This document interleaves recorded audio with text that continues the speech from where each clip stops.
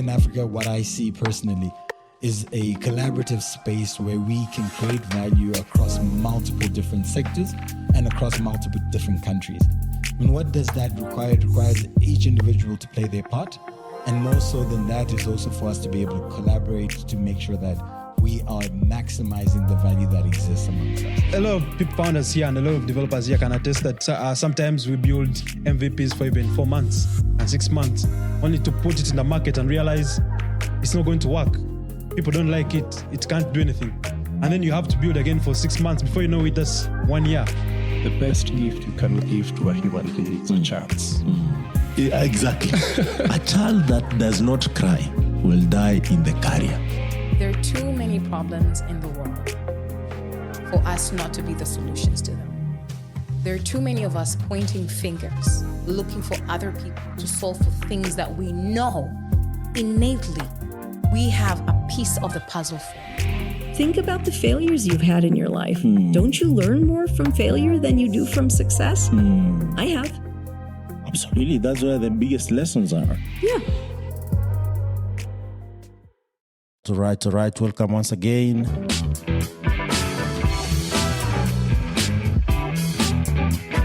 It's Impact Masters Podcast in collaboration with Retort Podcast, recording live today in Nairobi. It's a wonderful day. It's a wonderful day.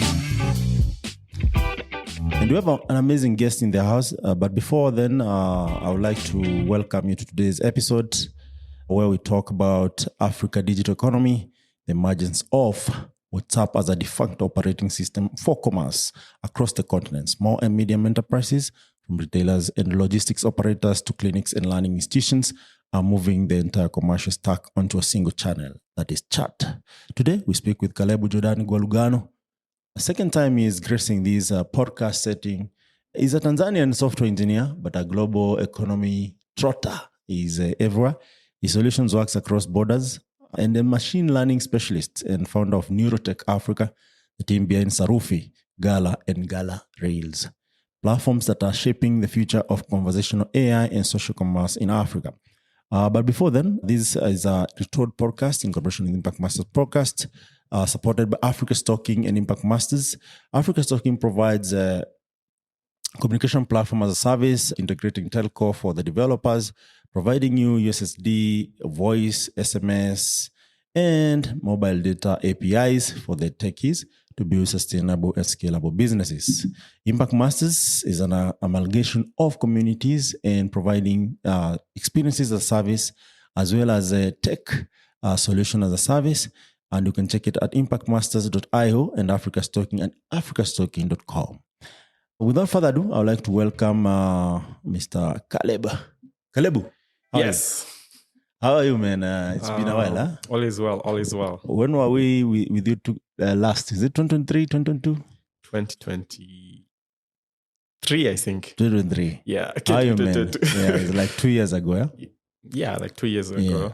But we've been seeing each other in different spectrum of the tech ecosystem. One of the key things is that, last time we talked about your story, in case you're wondering, you can actually go check the recorded podcasts is online. You can get to know the journey of Kalebu as a person and where he came from. He's one of the engineers who has really, learned the ropes, from, the village all the way to the DA, and now he's a global entrepreneur.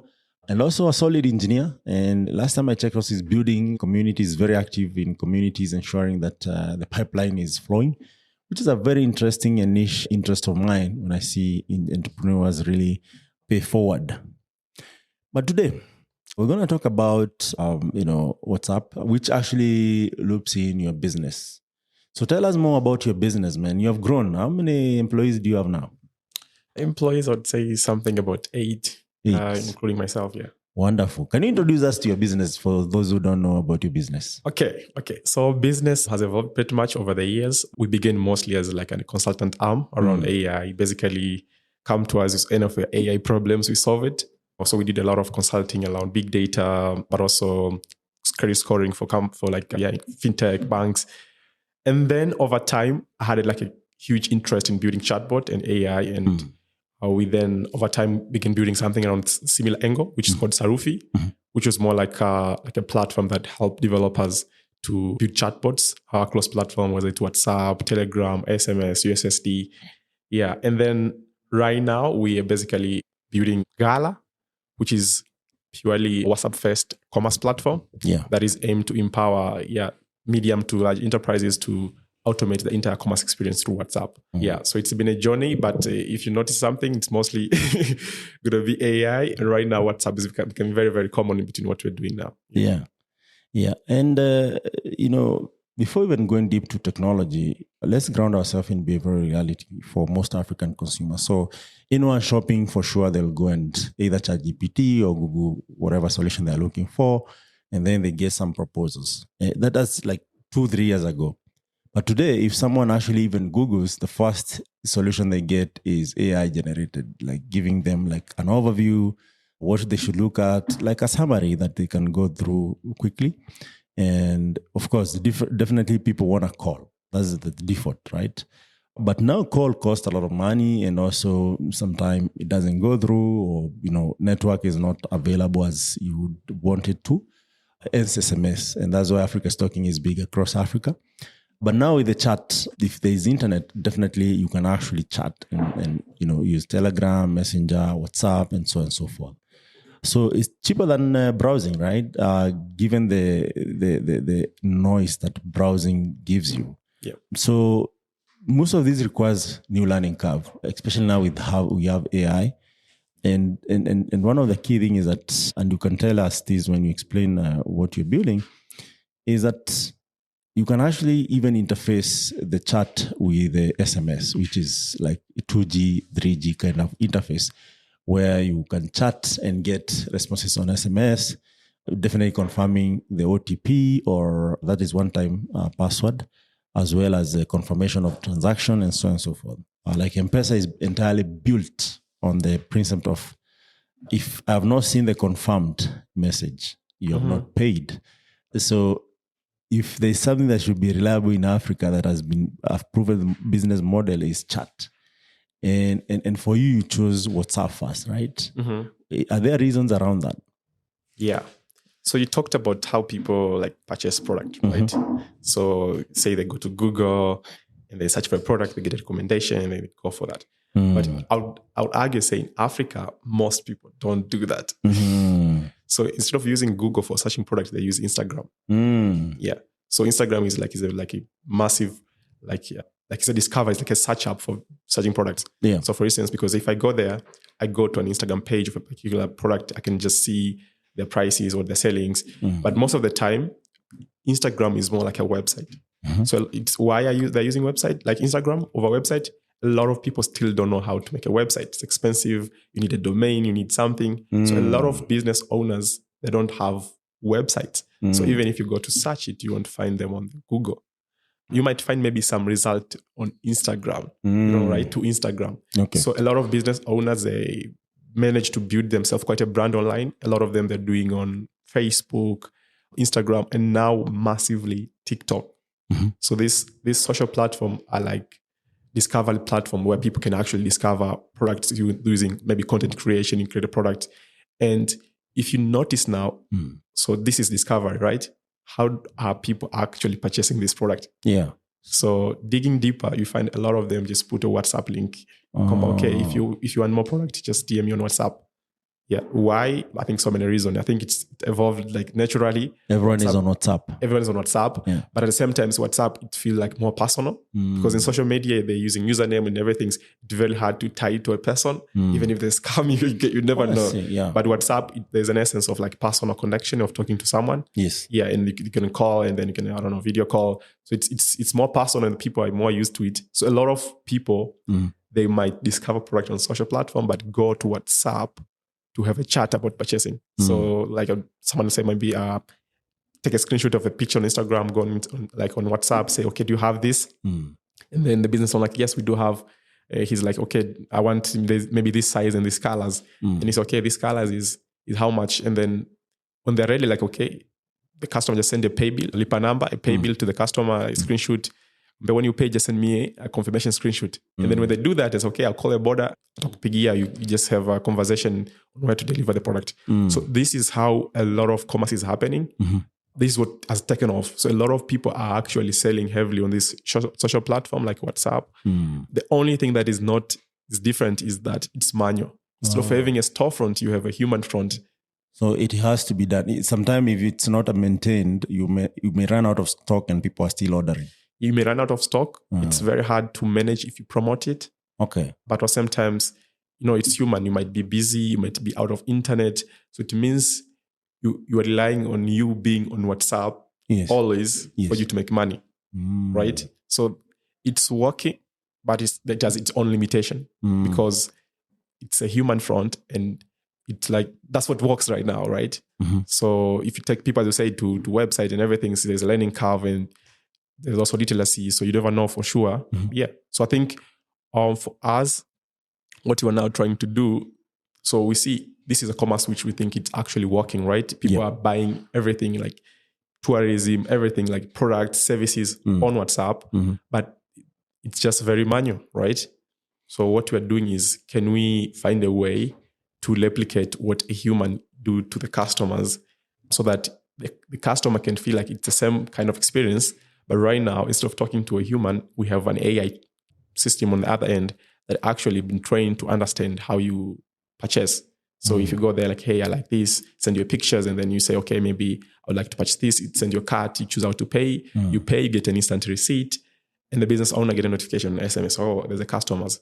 And then it can call for Bolt. And so what if you can formalize what is happening on WhatsApp, because it's actually the kind of commerce that is actually working right now. So that's what we are now trying to do with Gala, formalizing that, because now it's actually going as a trend. Like now you have all these LLMs, a lot of them Anthropic, OpenAI is really best LLM models that are actually very, very good at understanding conversation and having conversation. So all of this is giving us like all the tool that is necessary to kind of replicate that human front on WhatsApp, to put now an AI, just now merge it with commerce, receipt, payment, and all other nuances to handle conversation for commerce. Wonderful. I have so many questions on this. One of them is, there's someone who will hear Instagram and they'll be like, definitely that's a certain demographic of people that are actively on Instagram, right? But also there is maybe this other generation which has businesses, but they don't know how to use Instagram properly, or they feel like, do I really want my business there?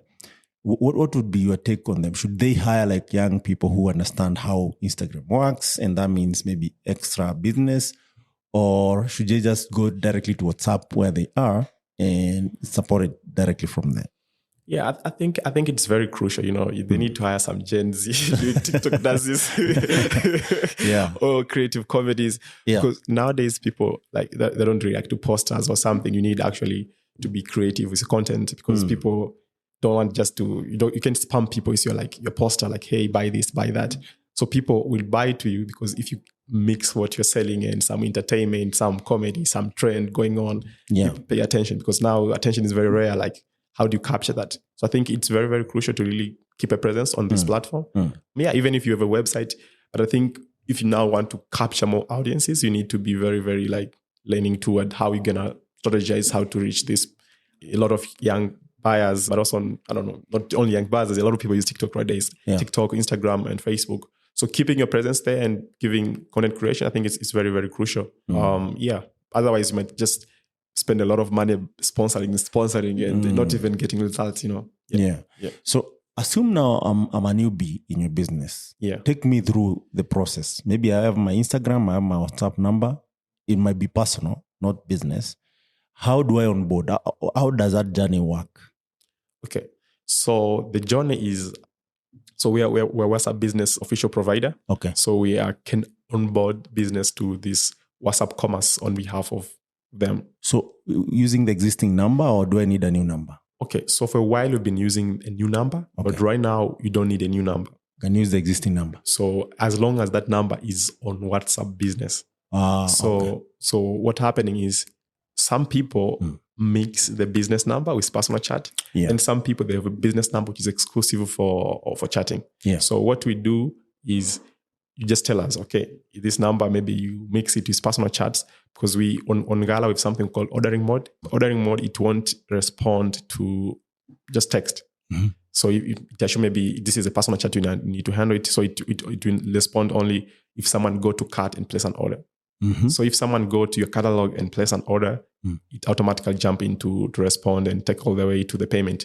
So in that case, for those people who are mixing the number, maybe for a while, basically you need to have a business number that is actually used for only business information. You can just use ordering mode to handle that. But for people who are actually using it for only business, it can go fully. So they can see all the chats on WhatsApp, but at the same time, the same chats are being automated by our system now. At the same time, they are able to also see all the chats going on the bot using, we have a Gala Merchant app available on Play Store and App Store that actually kind of have like a chat section where you're able to see all the chat that are going on WhatsApp that the bot is doing. But at the same time, the bot is not just doing it in full control. So there's another AI that is watching the AI chatting. So what happens is if it recognizes that there's a conversation is going now somewhere that it need an intervention, it sends a notification to you. So you actually send a notification, this the customer, it explains you a summary of the problem, like, this customer is trying to order huge in bulk, you might want to assist. So you can just see there on Gala and then go on the chat and then can assist there, or maybe you can use the WhatsApp interface to talk to them. So we're kind of trying to blend in some sort of what you call like a copilot on your WhatsApp. So you can think of it as a sales copilot that will work on your WhatsApp. And you can just customize how you want it to be triggered to respond to users. Yeah. Do you need an Instagram account? You don't. Okay. So just WhatsApp business you can actually handle everything. Not only WhatsApp business. So the thing is, because there's Meta, right? Yes. The parent company. And WhatsApp is kind of independent, but sometimes it's acquired, right? So for onboarding, we use your Facebook account. So you also need Facebook. Yeah. So basically you need a Facebook account and a WhatsApp business number. Specifically Facebook page. Page is not necessary, just an account. Your personal account or business account? You need to have a Facebook account. On the Facebook account, there's something called portfolio, business portfolio. Okay. So when you have a Facebook account, you're going to create a business portfolio, which is like basically done using an embedded sign up. So there's no extra step you can create differently. So you create a portfolio, and then that number will be attached to that portfolio that you're creating. Yeah. Interesting. So you just need the Facebook account and WhatsApp number. Yes. Business. Yes. Nothing else. Nothing else pretty much. But now it depends, right? Because with Gala, we're offering more like additional services that we're offering, right? Okay. So like payments. I would say for a market like Tanzania, we're collecting the payments on behalf of the business owners. So for us to do that, we need some additional KYC, maybe your business registration. Yeah. So that is mostly not for the sake of integrating, for the sake of just of KYC, basically depending on what you're getting from us. But for other markets, like we don't basically provide the payment collection services. Like, okay, let's say Kenya, we've plugged in Paystack and Flutterwave. So we don't necessarily have to collect the KYC because it has been done by the payment provider. Yeah. So for us, we're more like, okay, use our tools to operate your business. Yeah. And if someone is not already onboarded on these platforms, do you onboard them, or how does it work? Say I don't have Paystack, I don't have M-Pesa Till or whatever. Yeah, so I think for Kenya, it's like we're very early now. It's early stage. So we're trying to just strategize how we're going to really operate here. But I think so far we're just going to get an official partnership with Paystack and Flutterwave so we can actually fast track the onboarding processes. Yeah, instead of letting the customer go doing their own, it might take some time. So yeah, so ideally the plan is to onboard them help them register those payment collection account. Yeah, but for TZ, because we provide the payment collection services, they don't have to do that. We do it for automatically. We've already plugged into PSP. Yeah. So, Kalebu, you started with Sarufi. Yes. Is it still there, or that one is phased out? No, it's still there. Basically, we have so Sarufi over time it evolved to be more like an enterprise enterprise brand. Okay. Yeah. So we primarily, I think from the last podcast, it was heavily centered around developers. I think you guys have built an amazing company. Targeting developers, but we are really having like a hard time from now. Okay, how do you transition these developers to try to become paying customers, right? Because I was looking at a lot of AT playbook, go opening chapters in school and something, and then these people come to college, come to workforce, they go into companies, and then the first thing they know is your company, right? Yeah. Yeah. But for us, it didn't we didn't have the patience to wait for that because of runaway, right? Yeah. So it was not really because, okay, you look around at your financials, you're burning cash, building communities, doing this and that. And then it's not translating as much to revenue. And you don't have, you need to react, right? You can just watch the ship sinking. You need to react fast. And for us, the reaction was basically now we saw some segment which was working, which basically is enterprise company. Yeah. So for enterprise company, now we have 3 major enterprise using our platform and they're paying premium. We saw that I think, it's very, very good cash flow. But at the same time, so I think for us right now, there's 2 things which we made now even come with Scala. So one of them, we're really struggling with the rate of customer acquisition. So enterprise companies sales like B2B takes a long time to do it. To convert. Exactly. And then if you're new, you don't have those relationships, you don't have that brand that enterprise can actually trust you to work with them. It's actually very hard to penetrate. So it's easier if you at least have a brand, like people know, okay, you did it for this, you did it for that. Yeah. Oh, you're Sarufi. So right now, we're seeing a lot of uptake in Sarufi. Why? Because I think, so with Scala, we've been able to deploy over 150 plus shops online. But sometimes we have a couple of enterprise companies using our product, but sometimes the brand has been growing over time. Yeah. So right now, we're not focusing as heavily on selling. We're seeing an uptake in B2B clients because B2B clients want trust, they want safety, they want assurance. They don't just want a tech cool solution because that is one of it, but they also look at you as a company. Are you reliable? Will you be here next month? Or is just, are you a jig? So, so I think it's still alive, but it's lent more like a kind of more towards enterprise, like enterprise solution to businesses rather than going to developers as a tool. Perhaps it's still developers using a platform, but for us as a strategy, we more lend Sarufi will be an enterprise brand to focus on enterprises. Yeah. I can hear your struggles, but that's why Impact Masters exist. So you can talk to us, give you a couple of frameworks, strategies to make it work. Some of these strategies are a bit slow, but they're very reliable. And they're very important, especially in the African volatile market. B2B is good as it lasts. If people start churning, you are in the world. You have seen companies close, right?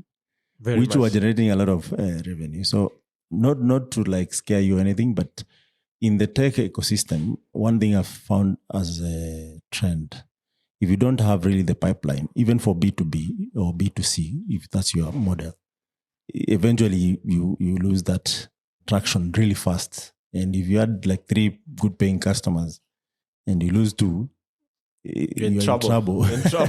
Because some of the hires are based on that kind of revenue that is coming. Yeah. But the beauty of spreading your risk across and building the pipeline is that you can actually it start uptaking slowly but surely, and it never stops if you continue doing what you're doing and improving. And also, again, it gives you some feedback that really helps you build solid brand as well as business. Definitely, some of those guys, maybe in engineering colleges or maybe beginner or entry-level engineers, they become CTOs. And guess what? They are familiar with your technology and so on and so forth. So there is a lot.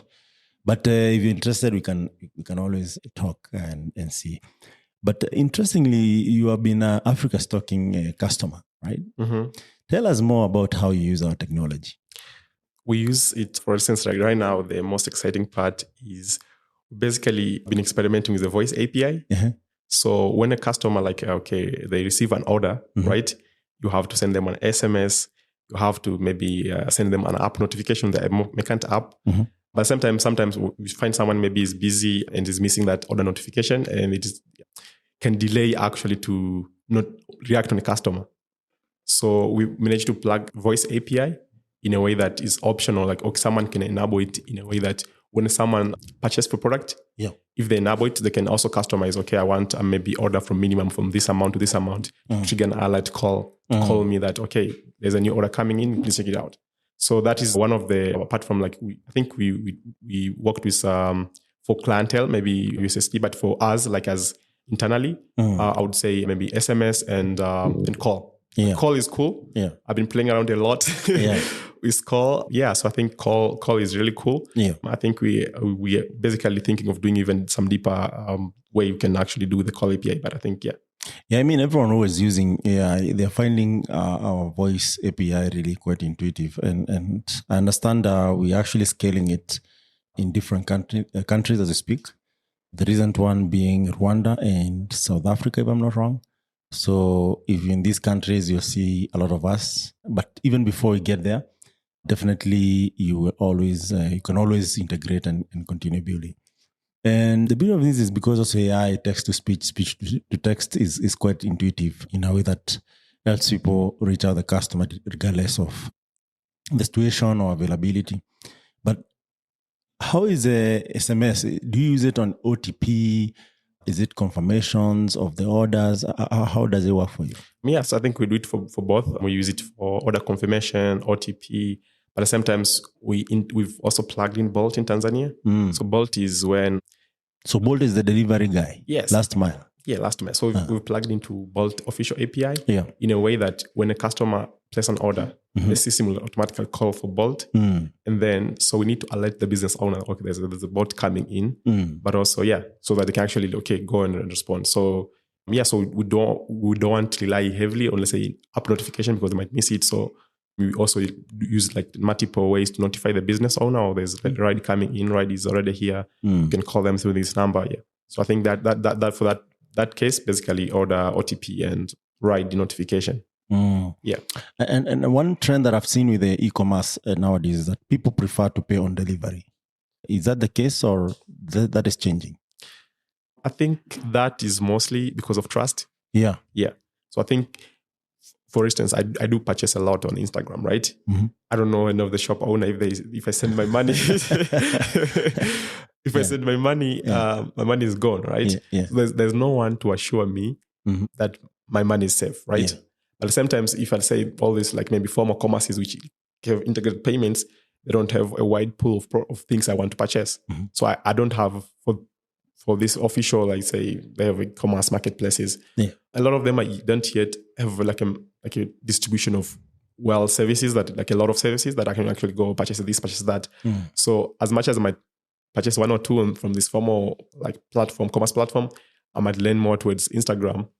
Because I see there's a valid pool of products. If I scroll a bit, Instagram also show me ads like, oh, you might also like this. So I think it's very immense. And what are the trends when it comes to e-commerce? Because also there's some of the e-commerce who choose to have the transport embedded into the whole process. Like I'll see, instead of paying a border guy every time, why can't I have 3 borders that every time the delivery is required, it's my border guy who takes the product? That means now I enable payment or delivery, because if it's not paid, I'll not deliver, right? Also, have you thought about insurance? So I think for deliveries, so for us, like, okay, because if you're running an e-commerce, you have a payment, you have AI, you're running too many businesses to trust. So for us, we've tried our best not to really, because what is your core business as like, what is your core business? What is something that if you don't have it, your customer will go for someone else, right? So for us, I'll say one is the AI aspect of it, but another is integration among the partners. So what it does for us is we're able to do a lot with few resources, because imagine now we have to make it like, okay, let's say we support the whole of Dar es Salaam delivery, right? How many riders do I need to have? It's crazy. Or I might say, I'm rolling out for only some place in Dar es Salaam, say Mikocheni, and we will roll out soon in Kariakoo. So that is a lot to do, right? But if you can use partners which already have services, like I use Bolt have fleet everywhere. So right now I can do, like someone using Gal, I can do delivery anywhere in Dar because we already have Bolt free resources. So I don't have to spend a penny to invest in logistic operation to make e-commerce work for me. In the same time, so I think the issue of pay on delivery is again trust issue. So for us, we basically put KYC on when I'm onboarding this merchant, we correct their business registrations, and we assure that we monitor the conversation. So if there's any like frauds going on, we basically take action on the business owner, maybe terminate the account. So we basically have done already KYC on these business owners. So now customers feel more safely to purchase now online. So you go on Instagram, if someone is using Hala, they can go there, purchase from them. And at least now the trust now can be solved if you can have an intermediary in the middle. Yeah. And now that you've mentioned Gala for the 10th time, it reminds me there's another business known as Nala. Okay. Which is it a payment gateway? Is it called? Remittance platform, right?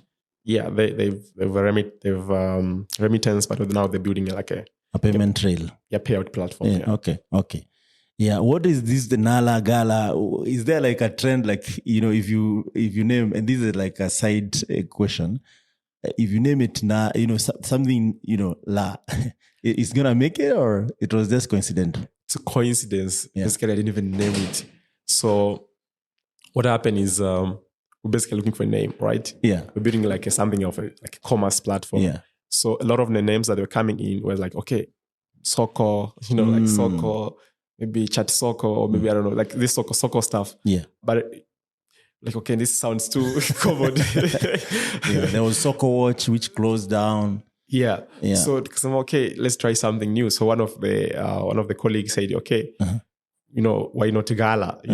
So Gala means in Swahili means like a warehouse. Yeah. More like a granary. Yeah. Where you store foods, right? So it doesn't translate directly, but there's some resemblance with like a store. Yeah, I see. Yeah. Now I get it, man. Yeah, that sounds cool. Yeah. Who came up with that? A colleague called Lisa. Yeah. Interesting. Yeah. All right. Thank you for explaining that. But when you said it, actually, that's when there's Nala, now there's Gala. And I think, when the Nala CEO, he likes coming to Nairobi, whenever he's around and he watches this, can actually have a conversation to talk more about that. Do you guys collaborate? What's with who? With the Nala, team. No. I think not really, because I think we were doing quite two different businesses. Businesses, yeah. Maybe at some point when we allow, maybe, I don't know, cross-border merchant. Yeah, but I think that right now, not really, not much happening. But I have a question that is kind of controversial. Do like TZ entrepreneurs really collaborate? It depends. So because you can be building in TZ, but for global, right? Okay. Or you can be building something local in TZ. From my experience, I think it's quite positive, right? I've received like immense like mentoring and support from like other founders, but at the same time, other founders which are building product which we've been able to sell our product to other founders. So I think, and sometimes we also use their services, right? So I think there's also like a very, very open collaboration among founders to founders. But there's always anomalies, right? There's always anomalies. There's people who don't really do that much of support. Yeah. But again, I think it's quite positive. Yeah. This question it's leading somewhere. Given that you have come up through the ecosystem, the full spectrum of the ecosystem, being in the communities, being a dev, and so on and so forth.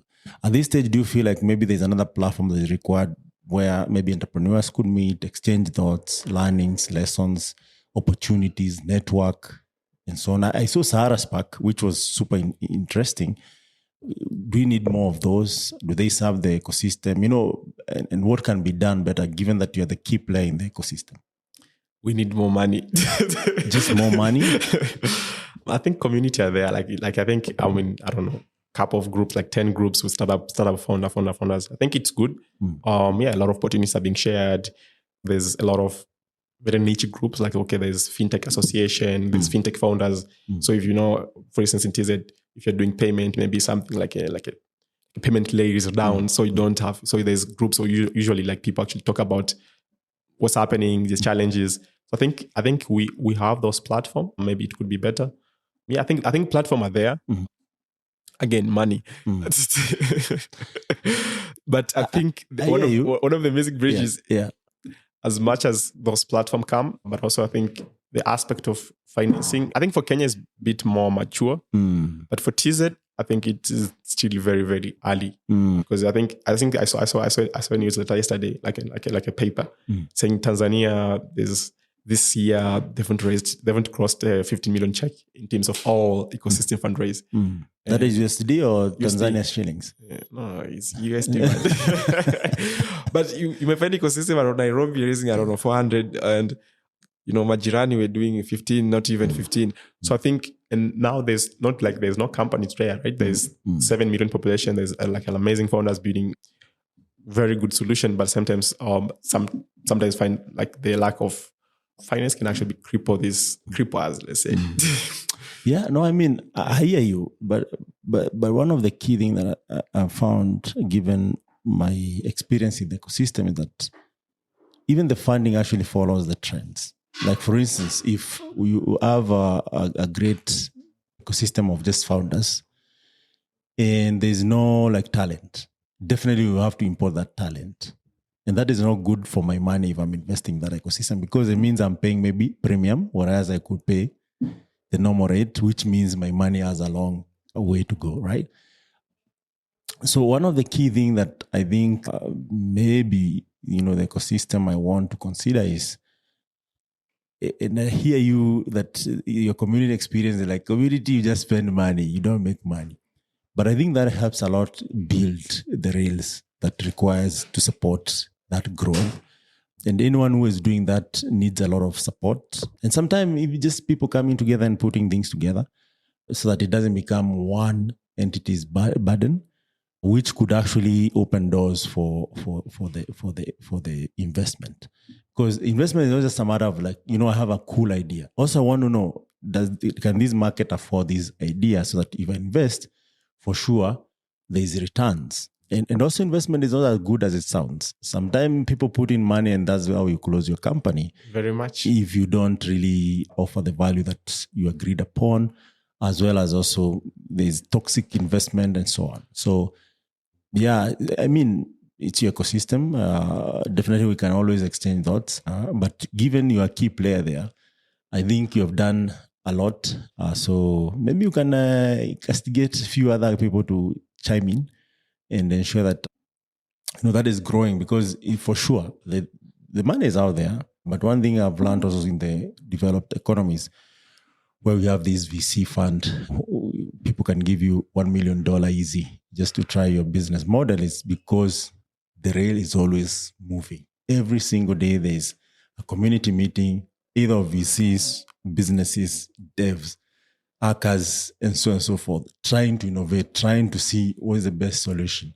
And that requires a lot of also government policies, requires support. And with what is going on in TZ today, it's crazy, man. But all in all, is a process of growth. And for sure, I've seen TZ actually over time overcome some of these challenges. And despite everything that's happening, it looks like a bad thing, but it's also good, because now people can actually take responsibility and grow. But back to our,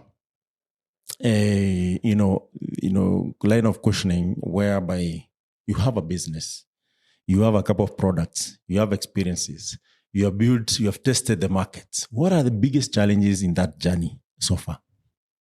The biggest challenges? Yes. Is money one of them? money is a big, is one of them. For sure. Yeah. But also I think I have a friend, he call it school fees. the challenge. So the challenge is the school fees is that. What is school fees? That's what I'm trying to explain. Okay. That if you're a founder, right, and you are new, right, and you come and build a startup, you're gonna pay school fees, right? So school fees is like there's something that you're doing because you don't know well the market, like you're not experienced enough, or you don't know, maybe instead of this, I think I should be doing that, right? Yeah. So I think for as much as I might watch a lot of, Y Combinator and everything, trying to upskill yourself, but still going to market, for instance, as me as a first-time founder, there's a lot of things you're doing, and you're like, oh shit, this is a new one. This isn't working, okay? Yeah. So I think that is also one of the like knowing the right things to do. I think a lot of experimentation, and sometimes you have time to fix what you like, the mistakes you make. Sometimes you have little time, and sometimes you barely survive. So I think that is also one of the big one. I think I'm just trying to basically know what to do, right? For instance, I'll say, you're talking about community here. I've experienced a lot of event. I was attending a lot of event. I have badges everywhere in my room, right? Yeah. But there's different event, right? Because there's event maybe they train you the same thing: how to raise money, how to do this, how to do that. But what is the problem are you actually facing today? Have those people actually run companies and so what actually matters? So I think you do, as a founder, maybe you might have all this understanding, but still you lack the really experience, the actual knowledge that you need, the ground experience. The ground experience. And the ground experience sometimes come in a brutal way, right? Which is comes like, okay, you go on the market, you make a mistakes, it punishes you, and then you now learn. So now learning is now paying the school fees. Okay. So is how much school fee can you pay in while you're doing a startup? So like in terms of hiring, what kind of hiring, what should you not make? So those kind of things, I think you're going to make them. But if sometimes there's more of in terms of like, I think what you're saying in community, from actual founders, people actually run these companies and actually telling, this is what I think I've been going through. This is how you do about this. So I think a lot of community sharing around these challenges, I think would really do it. Yeah, but still, I think that's one of the challenge. I think just trying to, because you started doing AI for B2B, you come now doing commerces. There's a lot of learning you need to do because you're kind of moving from one market to complete another market, and you have to kind of like go blank there and try to learn as much as you can, and as fast as you can. Because if you don't do that, you're gonna pay massive school fees. And what is the one that you feel like you will not make it going forward? Or the school fee that you'll not pay going forward? You have already paid enough of that school fee. Is it bad hiring? Is it, closing a bad, business? Which one is it? At the couple, I think one of them early on, I think I was too much techie, right?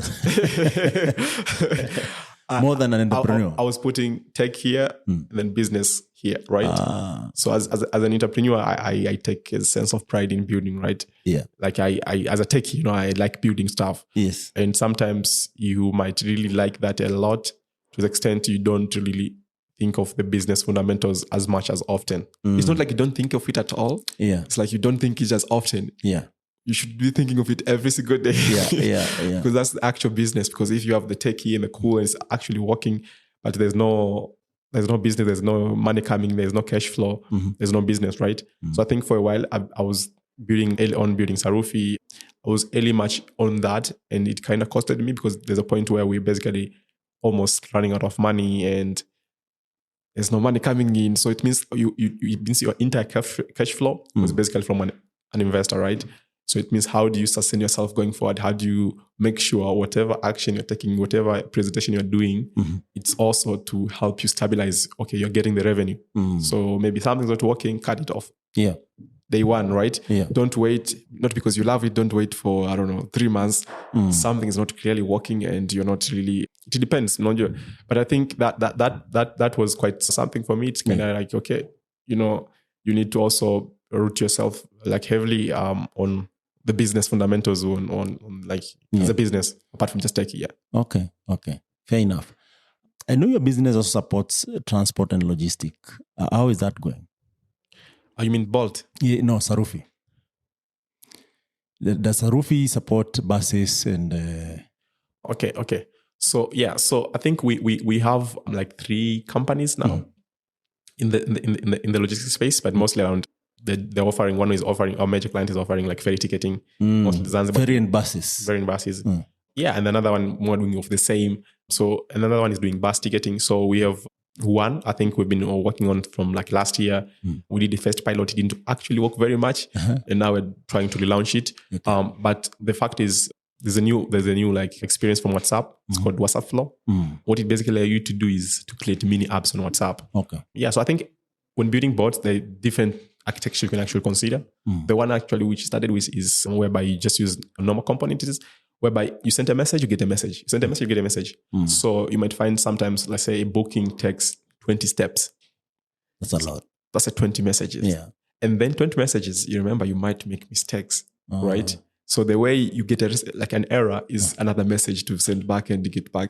So it was good, but Yeah. a lot of people, like, the richness level but also understanding of technology were really struggling with those kind of experiences. So what we're doing now is basically with this WhatsApp flow introductions, we're able to render actual forms and proper error logging. Like the same thing you do like on a mobile app, you're able now to kind of replicate the same experience in a much smooth environment like on WhatsApp flow.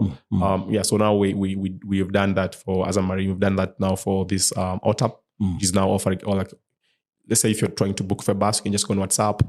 It gives you a form on WhatsApp, and then you can actually select a bus, choose a seat by clicking instead of typing, and you're done.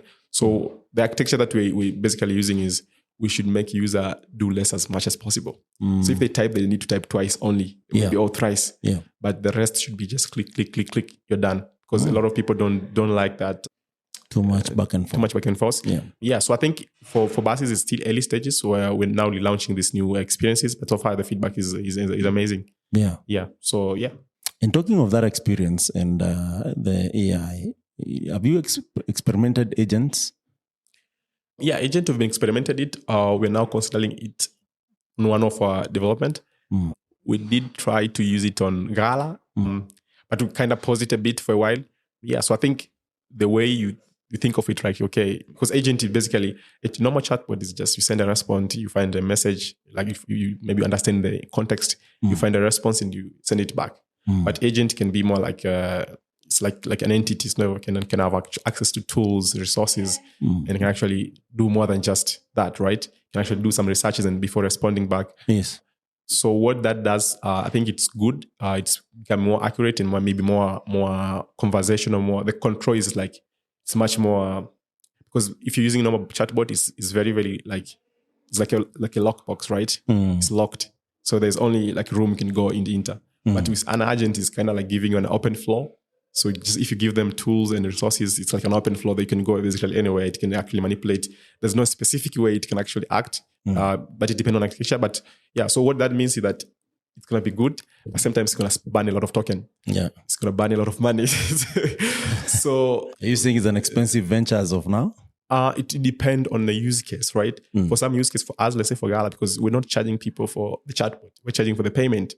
So if we heavily use agent, what might lead to an expensive affair for you. Exactly. And I think token price gonna go down, as it's gonna go down. But as last time where we're making a decision where now, okay, we are going with the normal architectures or we should use agent, it's more like, okay, do we really need this? A lot of thinking, because people might just click and then done. But yeah, I think at some point there's a limitation of doing a normal chatbot. So as I said, it's like a locked room. So if someone comes with something new, it's basically going to say, hey, sorry, I don't understand that. Please repeat. Yeah. But an agent can do much more. And I think over time, we're now, what we're doing right now is, so when someone went board or on Gala, they get a merchant app for receiving all the orders. But at the same time, a customer get a chatbot. But what we're doing now is, what if the entire onboarding could be on WhatsApp? So if we run an ad, it doesn't go to website, go to WhatsApp. So now we're doing with WhatsApp Flow, we're basically doing all our onboarding to be on WhatsApp. People come on WhatsApp, put all their business informations, but at the same time, their WhatsApp become like their personal shop assistant. So they're able to talk like, okay, maybe nimespend kitu fulani, it's gonna add on expenses. They say maybe, what is my sales yesterday? Who is my top customer? So they can have their WhatsApp number that is basically, there's an agent that is managing their shop. Or maybe, I want you to create an invoice for 5K for this one. Create an invoice, send it back to you. So we're now trying to kind of like create a simplified version of the merchant app, because that is going to be sitting on WhatsApp. So sometimes if they might only use an app for certain maybe analytics or understanding, or maybe they want to cash out money, but the operation day-to-day usage and recording can be kept through WhatsApp, and there's an agent running all the way there, like a shop assistant for them. Yeah. Wonderful. So, Kalebu, what's the future of Africa matters e-commerce? I think social commerce is the future, and it's not the future; it's here. It's just very informal, right? Yeah. I think commerce is like the commerce is working, right? Commerce is here, and a lot of people are using it. It's just not formalized. Yeah. So if you look around, even TZ, I don't know, so many countries in Africa, You see there's 97, 98 penetration of WhatsApp. A lot of people are using it to have all these business conversations. I think commerce is already here. It's just not formalized. Yeah. And what we're doing is Gala is basically trying to just add that formal layer to existing patterns, because with technology, especially in Africa, trying to bring something that require people to learn something new or build new behavior, it's actually a hard challenge. People, if you wake up in the morning, what's the first app you open? I mean, TikTok. Okay, that's fine. I do WhatsApp. After emails. After email, okay. I do WhatsApp. A lot of there's 90, 97, 98 in many countries penetration of WhatsApp. So it's like a de facto, even maybe, de facto, I would say maybe even more than SMS. Yeah. But I mean, so I think SMS is just right there. You don't need to open it. Exactly. That's the interesting aspect about SMS. Yes, exactly. So what I'm saying is you have this major platform that people are using every day. Every day we wake up, use WhatsApp. People open WhatsApp, I don't know, 100 times a day. Messages, personal chats. So the behavioral pattern are already built around the app. Okay. But also now you see a lot of now sales behavior already built around WhatsApp. It's just now personal chats. Yeah. Personal commerce. Yeah. Like someone is replying, talking to you. Yeah. So what we're doing is more of just formalizing, giving it an element of freedom. Yeah. Because right now, if you are doing that human commerce, you run an ad, 100 people, 1,000 people coming in, you can't handle them. Or maybe you did a promotion, people coming in, you can't handle them. You go on vacations, your business is off. So what you're trying to do, what if the same way you're doing commerce, the same way that is working now, it could actually work without you being there. It could actually work with you having one staff, just money, or like let's say overseeing the bots. So it's just like a manager for the bots. Okay, so it's like okay, maybe this is happening. But instead of just having like, I don't know, 3 people are always there replying to this message, opening this chat box, opening a chat box. This is a task that AI and tech can actually do well. Yeah. And Kalebu, you have noticed that ChatGPT has actually launched a feature where you can actually search your product directly from the ChatGPT. Very much. How is that going to impact your business model? I think there's going to be some disruption, maybe, I don't think immediately, maybe in the future, because I still strongly believe they have to build new, like ChatGPT is used for maybe finding something, right? What is this? Define that, what is this? So I think they're trying to make ChatGPT and everything up, which is, I think, very cool. Now they have a browser. It's kind of interesting. Have you used it? Not yet. Okay. But there's a browser I'm using that I feel like they have integrated it already. Comet? No, Dia. Okay.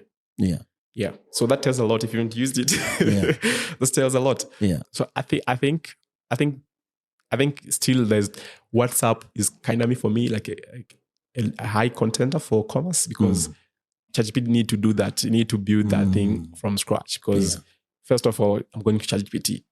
I don't know the face behind it. ChatGPT have to scrap around to show me the product, right? Yeah. So the difference with WhatsApp is I have your number. Yeah. I called you just in a minute and we talked, and then so I think that aspect of WhatsApp being already having all that massive penetration. Because you need penetration for you to sell, right? You need penetration of users, but sometimes awareness of how people use. I think that gives it a bit of an edge when it comes to commerce. And right now, WhatsApp, they're doing everything they can to open themselves to developers. Yeah. So I think right now it's very much open platform. So you see, it's not fully open. But I'm saying, I think 2 to 3 years ago, I used to pay for WhatsApp, to pay for support. Our client was basically getting a bill, like a huge bill. But right now, nobody's paying. And we're still using and we're building all those like component mini apps. Nobody's paying. What you're just selling is the cross-selling. If you want to do marketing, you pay.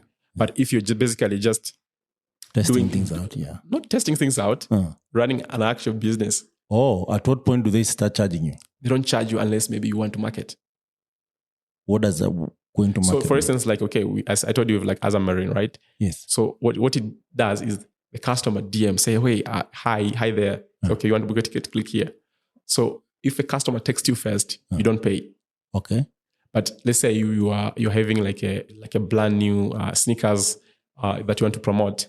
So you want to use, let's say, WhatsApp templates to promote it. So that's when WhatsApp charges. Okay, you want to promote. Let's say the same way like Instagram. So to post, they don't charge you to post.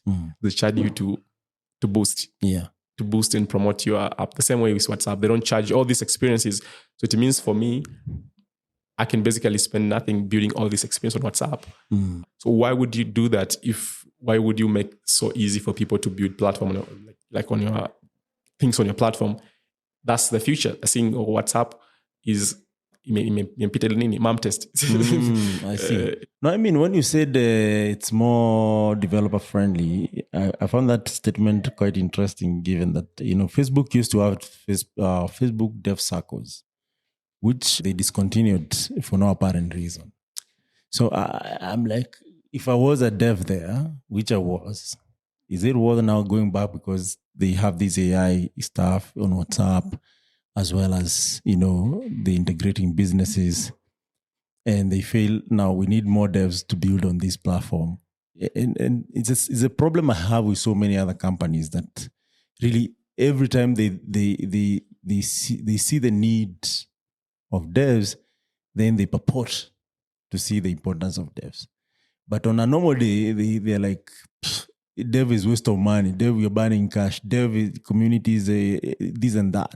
And they play around communities like, as long as it's not serving our needs, we can't support it, which I think should stop. And I think being in the community spectrum, especially developer community, you cannot escape the investment of building sustainable communities. It has to be very intentional. And I think there's one company I'll give a shout out to, or two, now that I'm here. One is Google. Google has always been consistent since I don't know how many years ago. Even when people didn't understand why is Google doing all these events for devs, why do they have GDGs, GDEs? Now they have even GDEs. Now they have DSCs, which are based in the universities. And another one is AT. Not that because I work for them, but they have been very intentional about where they are with the developers, just empowering them to build scalable solutions. And it has worked really well. It doesn't matter if you are making any money from devs or not. Devs is the powerhouse, is the engine of what makes any solution scale. If you ignore that, the price is so high, man. Like even the trust itself. And there's so many companies, I don't want to mention names here, which are paying the price until today. And whenever they feel like they need devs, they go with that half, whatever. You yourself, what you have just said is an evidence of how you felt when you used to be charged. And you pass that to the customer. And of course, the customer will pay, but they will not be happy. Like, why am I paying and I'm not making money? But if you approach it from the point of that, everything is an ecosystem. And for ecosystem to work, it has to be symbiotic. Definitely everyone will make their money. But do not come with the money first, because money first actually wears out really fast, especially when the value is not so clear. Yeah, sorry guys, I'm going on a rant here, but I've been in this ecosystem, I've seen it all. And one of the key things about this podcast is telling the way it is and ensuring that anyone who wants to learn, they can learn and pick the important lessons out of it. And shout out to everyone who is supporting devs out there. Most of us as a result of devs programs that have been around for quite a while. And that's why some of us dedicate time being speakers, facilitating, sponsoring, and so on to make sure that continuity is there. But we cannot do it on our own. We have to curate. We have to come together. Yeah.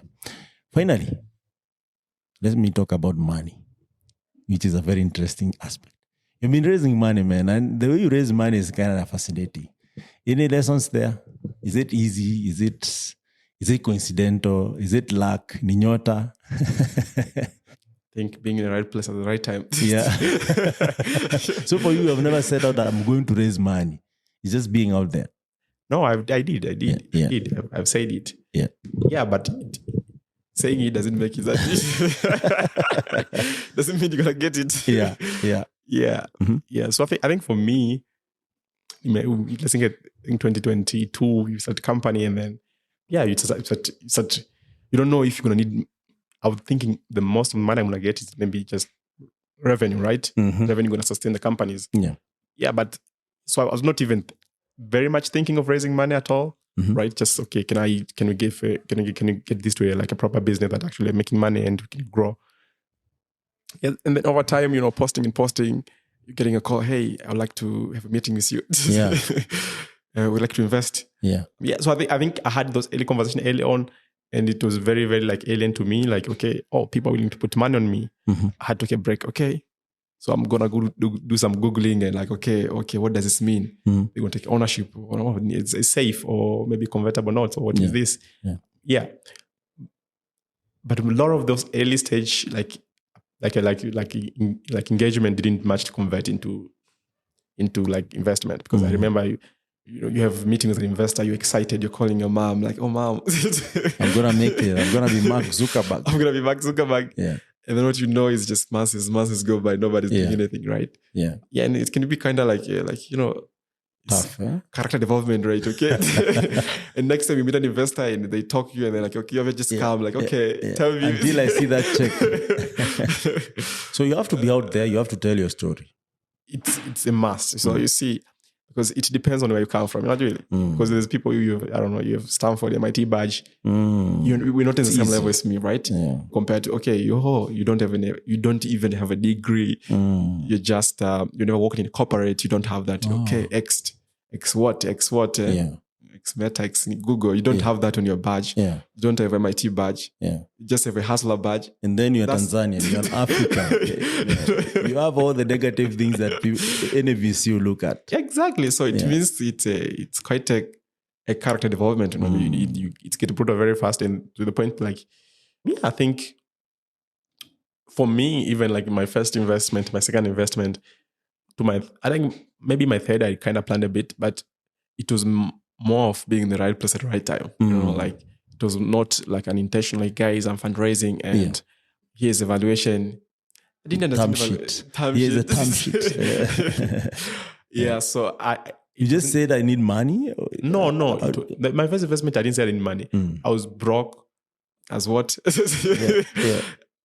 And then all I was doing, I don't know how to fundraise now. You're just learning as you go, just building a plan as you drop. Yeah. And then, just doing the basics, building something, posting. And someone okay, Kalebu, I want to invest.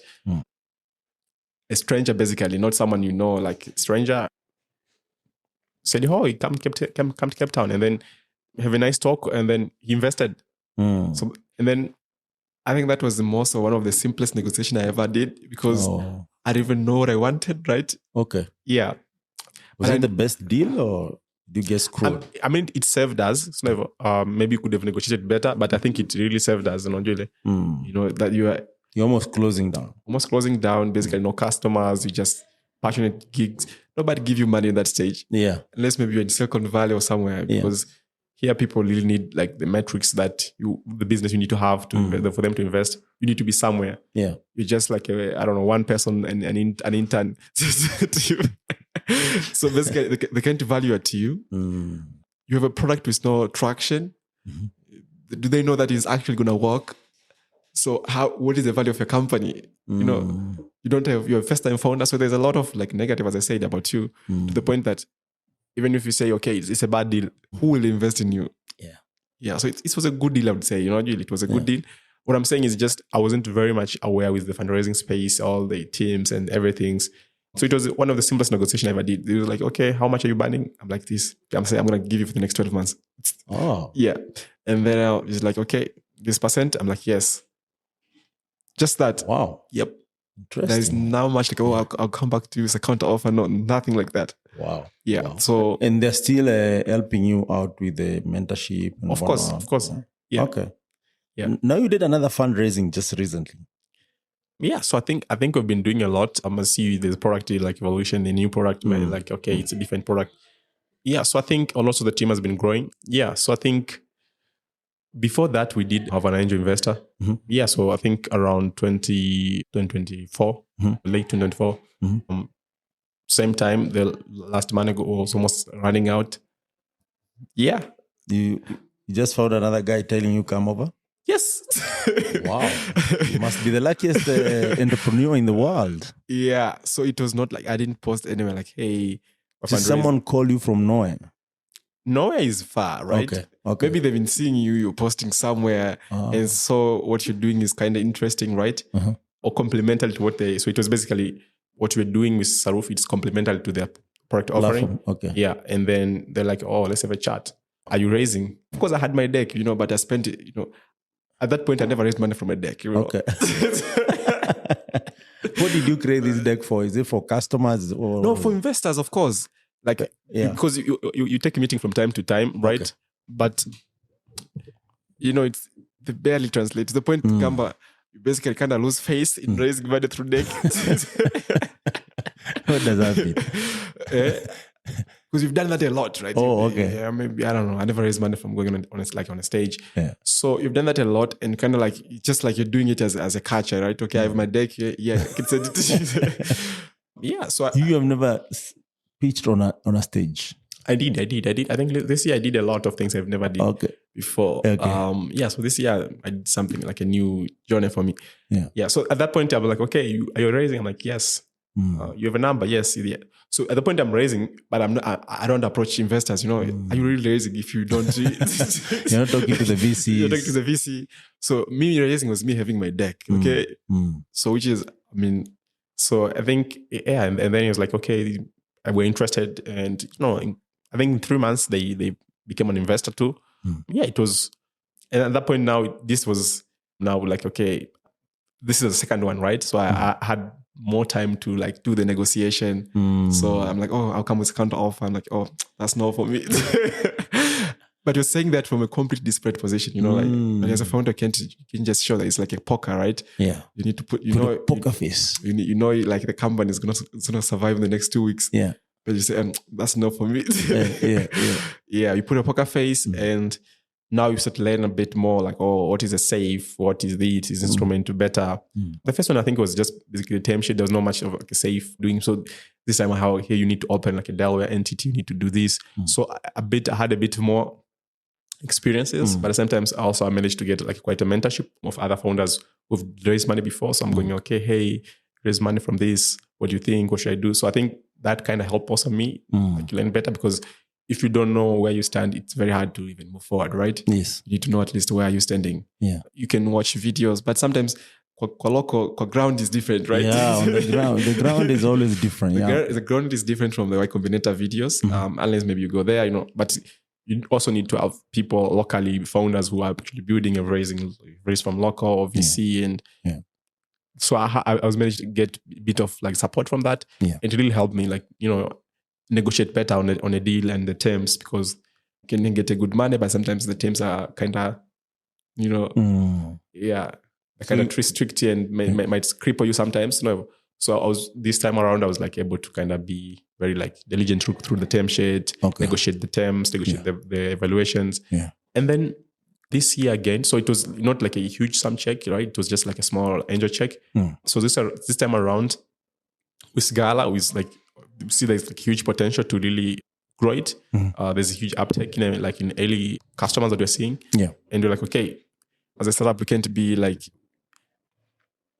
so the fact was like, you don't raise big money unless maybe you find something that actually you see can actually work, right? You've actually tested it, so you're scaling that. Because if you raise money when you don't even know what you're trying to raise for, you might just spend it, and then over time you find out, okay, what did I do?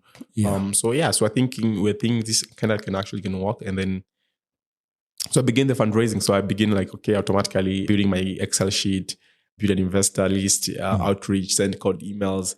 And then over time, again, going on LinkedIn, find our investors, send them cold emails, did almost everything. They say, oh, Kalebu, you need to come and pitch somewhere. I go, I pitch, I go. So I was kind of a bit aggressive, right? Because like, I'm like, okay, because I feel like for the past 2 years I was a bit more reserved, right? I'm always waiting for the investor to come to me and say, hey, you want to invest? And sometimes maybe you can get yourself a better deal by being out there, right?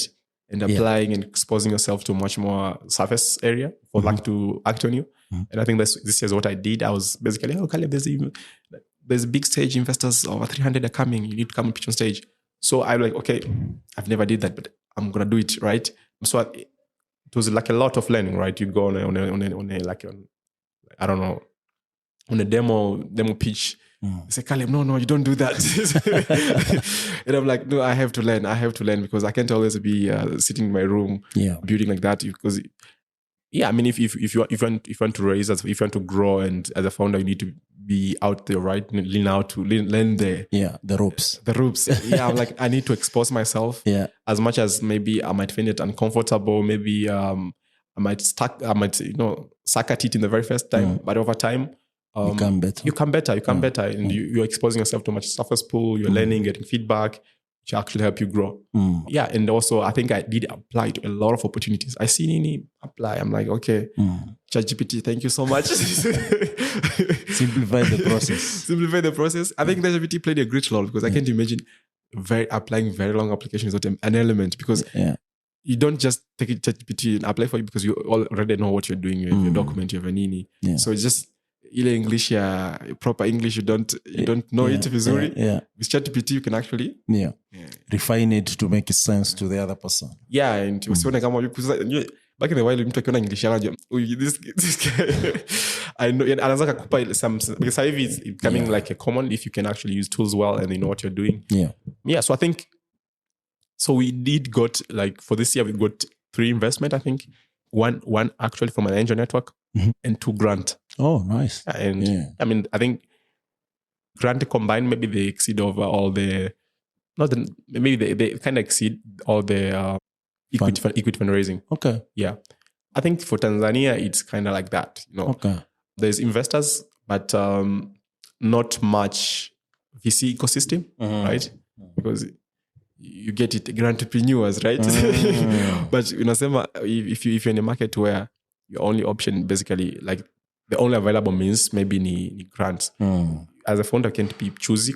This is grant. It's destructive. I have KPIs to report. You don't have that luxury, right? Yeah. So I think the ecosystem kidogo ambayo ina resources for, like, ina funding resources, let's say, for our market for early stage founders. I think there is also this. We've got investment from Serengeti Angel Network. It's like a basically a network of angel investors putting their own money in you. Sometimes we have got 2 grants. Mostly one called Fungu, another one called Develop PP. Yeah, so I think those are local. So they are grants, not local. They're basically one from European Union. So they're funded by Okay. Europe. They're channeling. They are local organizations that channels that to different ventures. Very, very much. Okay. Yeah. So I think right now, I think that quite something that can actually give us now the space to really build the proper business KPIs to now raise from a proper, like, VC. Yeah. So I think it's been quite a journey. I think for me, what I think worked quite well. I think it's first time people have to know you, right? You might be building a most cool solution, but if they don't know you, they can't invest in you. Yeah. So I think I spend a lot of time, exposing myself out there, putting myself out there, but sometimes also building the business, right? Yeah. Building a business, but also sharing. So doing that, but also sometimes applying to opportunities. So doing that, I think it's quite help us a bit to get quite substantial, I think, early stage capital that I think we're now trying to use it to scale Gala and sometimes grow the enterprise operation. Yeah. I mean, that's cool, man. And thanks for sharing that. So I think we're going to come to the conclusion of today's recording. But if you have one word for our community, I don't know which camera, you can face that camera and talk to other entrepreneurs in this ecosystem. Kenya. Everyone, man. Africa. I think Saivi. Oh, I need to use English now. Feel free to use whatever you're comfortable with. Okay. So for me, I think it's a call for, like, a lot of more, like, people who have ideas and founders. I think the space is really opening up. For me, I mean, if you ask me a couple of years ago, okay, would you be here today? I would say completely no, right? Because for most of the part, you don't really plan how you're going to make it, right? You just, doesn't mean you don't need to have a plan. You'll have a plan. It won't work out. And something else will work out, right? So I think there's a lot of more opportunities in a space. There's massive AI tools that is making it easier now for anyone to kind of, like, build something and ship it. So I think it's a call, like, okay, the entrepreneur hustle, it's actually very, very hard. But sometimes I think there's also a huge upside to it. Yeah. Thank you so much, Kalebu. And any proverb for today? Ene? Proverb. Ama methali. Methali. If you don't have that, which book would you read the rest of your time in planet Earth? If you had one book. Just one book. Yeah. That you read the rest of your time here on planet Earth. That would be Bible, no? Beside the Bible. Beside the Bible. Uh-huh. The one book I liked a lot, it's a book by Robert Greene. It's called Mastery. Yeah. So I think I really like the book. As someone, I'm really obsessed with a career and building Nini. So the guy in the Mastery is kind of talking away how you can like develop your master of a certain career. You know, like, so you're taking all like stories of other people, how they came to be what you see them today, you know. You see people today and then you're like, okay. I think they're super cool, they're super powerful, yes, but it takes time. But it's humbling experience, and it's also like patience, but sometimes, so it's really like, it's a book that I read, I feel like it's really talked to me. Yeah. Mastery by Robert Greene. Yeah. I'll leave you with one proverb. Umoja ni nguvu, utengano ni dhaifu. It's a Swahili proverb talking about unity. And one of the key things about unity is that everyone brings something on the table, regardless of who they are. And it's very important in African ecosystem where we believe that community always wins. Kalebu Jordan Gwalugano stands among the builders enabling this transition through Sarufi, Gala, and Gala Rails. He is not only solving operational bottlenecks, but defining a new paradigm for how Africa businesses adopt AI and conduct commerce. Kalebu, thank you so much for joining and contributing critical conversation that really gonna help and move the needle for most entrepreneurs in Africa. And thank you, Africa Stocking, for supporting this podcast. Africa Stocking, you can find all the APIs and the pricing and the community and the documentation at africastocking.com. And Impact Masters, in case you're looking for solution as a service, check out impactmasters.io. And everyone who has contributed, including our behind-the-scene producer, Oliver Were. One of these days, we're going to pull him on this other side of the camera to talk more about. He has a story that he doesn't like telling, but soon he has to tell this story, man. Yeah. Until next time, my name is Michael Kimathi, and you can call me MK anytime if Michael Kimathi sounds mouthful.